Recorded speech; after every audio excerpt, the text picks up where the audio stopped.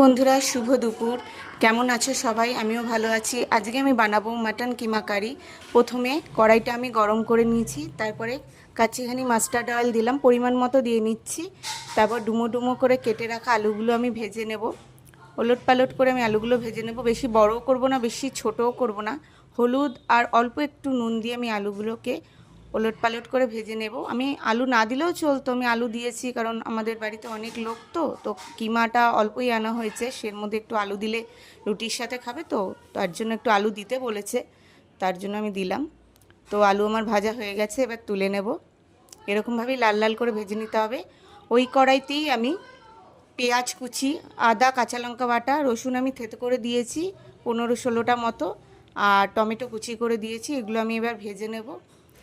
ভালো করে ভেজে নিতে হবে, লাল লাল করে আমি ভেজে নেব, ব্রাউন করে একদম মশলাটাকে কষিয়ে নিতে হবে যতক্ষণ না কাঁচা মশলার গন্ধ যাচ্ছে।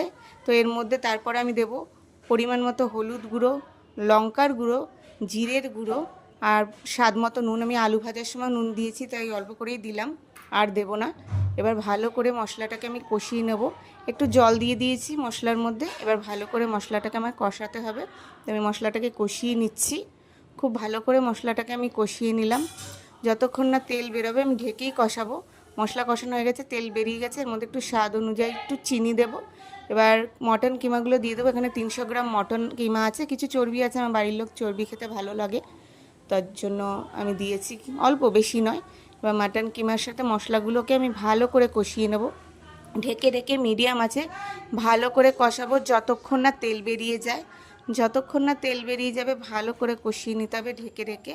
তারপর আমি আলুগুলোকে দিয়ে দেবো, ভেজে রাখা আলুগুলো দিয়ে মাটন কিমার সাথে আরও ভালো করে কষাবো। ঢেকে দিলাম আমি। ঢাকনা সরিয়ে আরেকবার কষিয়ে দেবো। দেখুন তেল বেরিয়ে গেছে, তেল বেরিয়ে গেছে। আরও ভালো করে কষিয়ে নিতে হবে আরও তেল বেরানোর জন্য। তারপর আমি গরম জল দিয়ে দেবো। হ্যাঁ, মাটন হোক চিকেন হোক যে কোনো মাংসে গরম জল দিলে টেস্টটা বেশি বাড়ে। তো এবার ঢেকে দিলাম আমি, মিডিয়াম আঁচ করে। হয়ে গেছে। এবার কিছু কাঁচা লঙ্কা চেরা দিয়ে দেবো, 5-6টা মতো, যে যেরকম ঝাল খান সেরকম অনুযায়ী দেবেন। তারপরে আমি ভালো করে নেড়ে চেড়ে নিলাম। হয়ে গেছে, তেলও ছেড়ে দিয়েছে। এবার আমি এক টুকরো গন্ধরাজ লেবু দিয়ে দিলাম, আর গরম মশলার গুঁড়ো দেব, শাহি গরম মশলার গুঁড়ো দিয়ে ভালো করে একটু নেড়ে নেব। ভালো করে নেড়ে চেড়ে যে যেরকম গ্রেভি খাবেন ওই অনুযায়ী জলটা দেবেন, সেই অনুযায়ী গ্রেভিটা রাখবেন। আমাদের এটাই ঠিক আছে। ভালো লাগলে লাইক শেয়ার কমেন্ট করবেন, পেজটিকে ফলো করে আমার পাশে থাকবেন।